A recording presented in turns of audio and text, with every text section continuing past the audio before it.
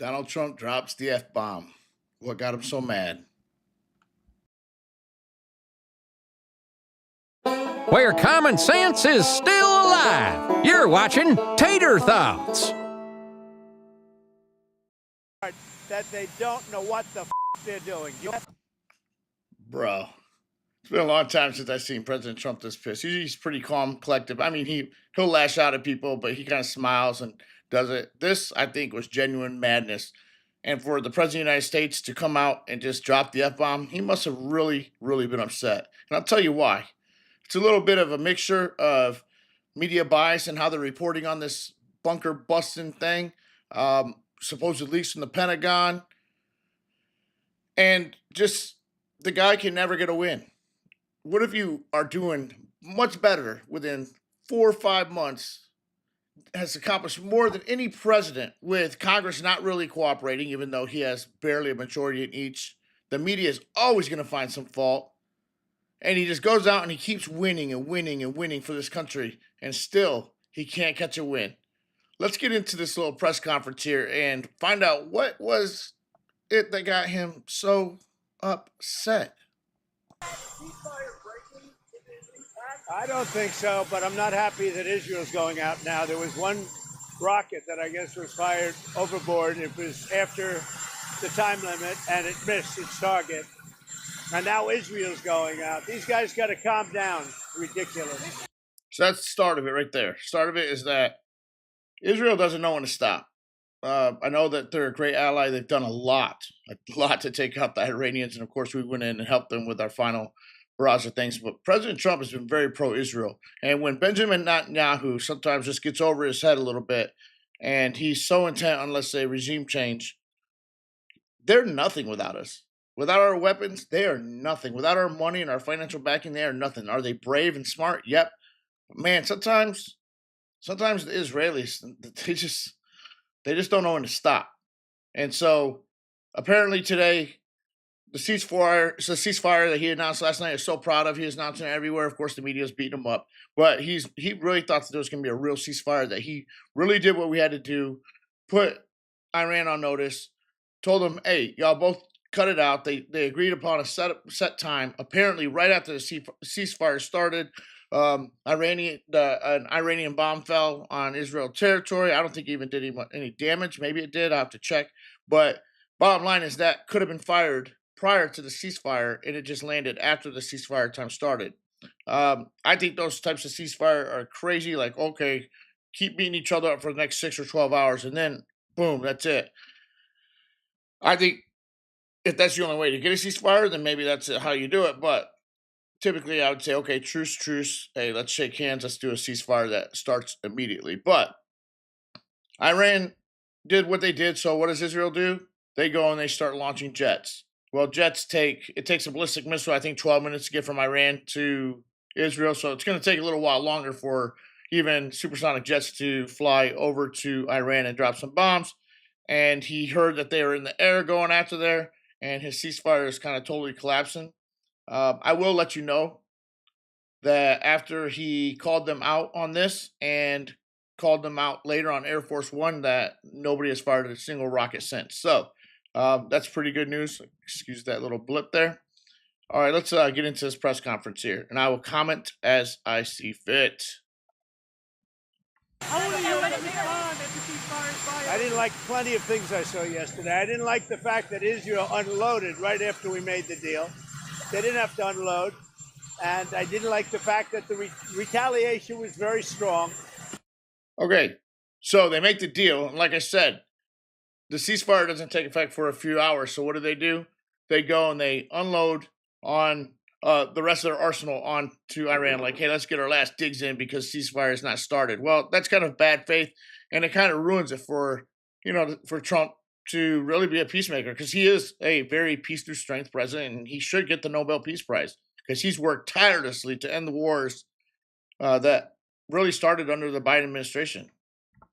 But in all fairness, Israel unloaded a lot, and now I hear Israel just went out because they felt it was violated by one rocket that didn't land anywhere.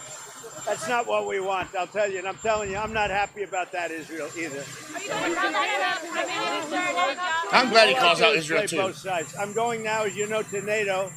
Some of you are going with me, and I think it's going to be successful. We'll see. I'll let you know. Are you going thanks to the agreement? It's a new dawn in the Middle East. Thanks to the agreement you managed to achieve. What are your future plans for the region, for Saudi Arabia, Israel, Gaza, the hostages? Look, you're asking me about women in the Middle East. It's getting a lot better. Things are happening at a high level. As you know, Saudi Arabia's done a really good job. It's coming out far faster than I thought. Yeah, I mean, it's going to take time. She's talking about women's rights. I mean, the crown prince actually allowed women to drive and get driver's license, which to us is nothing, but to them is a big deal. That's why it's so stupid when you see all these liberal white women out there protesting for Palestine and now for Iran and stuff. In these countries, they wouldn't even be able to protest, let alone protest without a hijab on. And God forbid if they're LGBTQ plus whatever, because they would literally get murdered for that. So liberals are their own stupid enemy, and this is what this lady was asking about. So we're very happy about what's happening with women in the Middle East. No, I'm talking about a new dawn in the Middle East that you managed to achieve last night. Yeah. The region is going to a new place with this agreement. Can you tell us what's your future plans for Gaza, for the hostages? Yeah. It's a new dawn. I appreciate the question. You're very nice. Who are you? Thank you. I'm Neria Kraus from Israeli Channel 13 News. Well, we have to have Israel calm down because they went on a mission this morning. I got to get Israel to calm down now. Did you get to speak with Prime Minister? Did you talk to Prime Minister Netanyahu last night? I speak to everybody.